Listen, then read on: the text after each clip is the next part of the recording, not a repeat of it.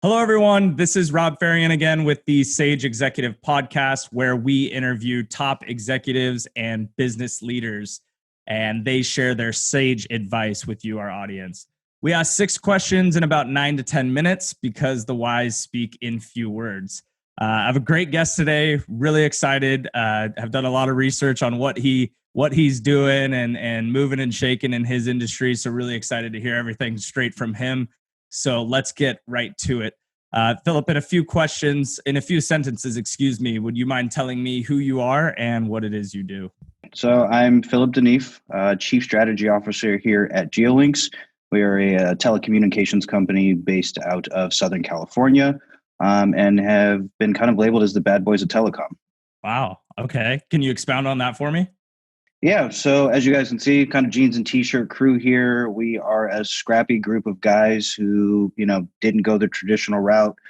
How you started telecom, built it with friends and family money that requires a lot of fiscal discipline, reinvested every dollar back into the company. And, we kind of have taken this market by storm, have broken into, large government RFPs. We're the largest award winner in the state of California for CAF at 88 million. Nice. Nice. Largest of a company like our size. And, like I said, we're not your suit and tie guys. No one here has got a Harvard MBA, just old school hustle and muscle. Love it. How did that all come together as far as the origination of the company? So roughly 9 years ago, our co-founder and CTO, Ryan Hoff, was actually just working on a project in his home community of Ojai, which is a little rural community, about 8,000 people. And essentially was trying to bring high-speed internet. They didn't have good internet in that area, and actually put together this fixed wireless network using renewable energy to get in and around hillsides throughout it. So solar panels, battery backup, and relaying from a fiber point in a nearby city to really help his neighbors get connected. Same time, our CEO, Skylar Ditchfield, was coming back down from wrapping up a job at Silicon Valley, had really noticed what he was doing, thought it was awesome, and turned it into a business. Very cool. Wow, that's amazing. How many of you are there currently in the company? We're at 76 employees now. Wow, that's awesome. And founded in 2011. So being at that executive level and chief strategy officer, Phillip, what would you say is the best part about being a leader and being a figurehead in that organization? It's not your typical executive role, I would say, because we are, we do a leadership by committee. So I think the really awesome part about my job is I get to work with everyone across the organization to really help define and execute the strategy. So, it's not just sales and marketing, or it's not just strategic partnerships, it's operations, it's infrastructure. It's how do we make sure that every move that we're making is funneling into what our core goals are. And it's not just money. One is, our culture is super important. And so part of what I get to do and have the honor of doing is making sure that we have a synergistic platform, that all employees feel valued, and that every department understands what their counter departments are doing and how to make each other's lives easier. With that, the ultimate goal is to execute on those projects and make happy customers. Right. Okay, that's great. Yeah, I'm really curious about our next question that we have lined up. So kind of a trend of this show, and obviously we're keeping the same questions from guest to guest, but competition, right? There's so much competition regardless of what space you're in, but particularly in your space, you're obviously competing with giants, right? Behemoths. Yes. So what are you guys doing to carve your own space in the market? And tell me your thoughts on, business expansion, business acquisition, and how you guys go about tackling that challenge. Yeah. So there is a lot of competition, and our competition are your household names, right? They're going to be people who've got billboards, commercials. They've been intertwined with the government for hundreds of years, right? But if you look up, what the telecom reputation is, as far as business goes, like not a lot of people are happy with their telecom provider, right? Right. And there's not a lot of happy employees that work for these companies. Now, everyone's got room for improvement. I never knock anyone, because the truth is one of the things that we've done is just try to figure out the pain points that people were having within the marketplace and figure out how to execute better than them on those things, right? I'm never going to beat a huge fiber company, right, at something that they do best. But what I can do is be super responsive, care about my customers, offer a fair price, and just give them, that human element that seems to be lacking. Right. We've got no outsourced call centers. We've got like 4 options on our phone menu, and you're going to get to a human. And one of the things is like, hey, you called someone and you don't want to tell your story twice, right? Like you can Right. actually call and ask to speak to Matt again, Right. and he'll take your call, you know what I mean? And like Yeah. help pick up to where you guys were left off. Yeah. Installation time frames, just the whole bit, right? So that's sort of our competitive advantage. The Mhm. other the other portion of why we've been successful. I've turned all my competition into customers.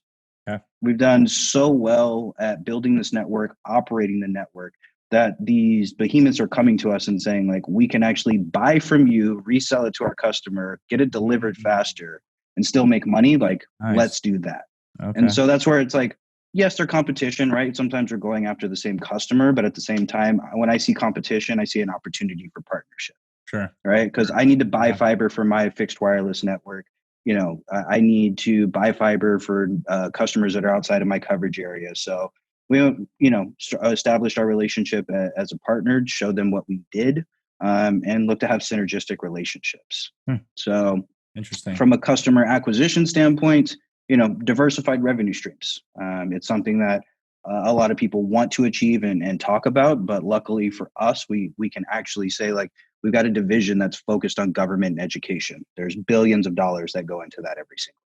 Right. Right. We've got a direct sales team, which, I've worked on for the last 5 years of building 100% inbound strategy for. And so we're doing a great job of executing on our marketing campaigns and getting people to call us when they're in the buying cycle. Right. And then we've got an indirect channel stream. So we've got, our great channel partners out there who are evangelizing our product and really bringing in a lot of revenue. And then we've got the wholesale where I'm reselling to my quote unquote competition. And Mm. so by navigating all of those different revenue streams with similar value propositions, right, and competitive advantages, that allows us to cast a wider net, and have, such a large company as far as revenue, EBITDA, profitability, but still stay nimble enough, like I said, to take care of our employees and our Right. customers and partners. Right. Oh, that's great. What does your coverage look like currently, in terms of, is it local to California or is it multiple states? Just curious on what that Yeah. coverage looks like. So right now we're primarily focused on the state of California. It's a large state, large telecom state, Right. obviously populous and all of that. Got a little bit out in the Arizona area, and part of that large government grant is going to take us in parts of Nevada. So we'll have some network out in Las Vegas and Reno. But what we've been doing with a partner called Alert Wildfire, and delivering the backbone and the camera systems that have been helping with fire detection for our first responders. As these wildfires continue to sweep throughout other states, we've been looking at strategic ways to go into places like Colorado or Oregon that Hmm. also deal with a lot of the similar issues that California has. Right. Yeah, you guys are, I know you're doing awesome work, and thanks for highlighting some of that other stuff. That's great. So moving forward, I can tell obviously culture, is a really big piece of your business and the success that you've had up until this point. In terms of advice coming from you, what advice would you give to others in either an executive or some sort of leadership role when it comes to business? So there's a lot of people, I think, who want to be in leadership or want to have a C in their title, and they're not really sure why. They think it comes with more money, right, and more responsibility. And sometimes responsibility and money aren't properly tied. So if you want to be a leader, you have to know that you have to put your team first.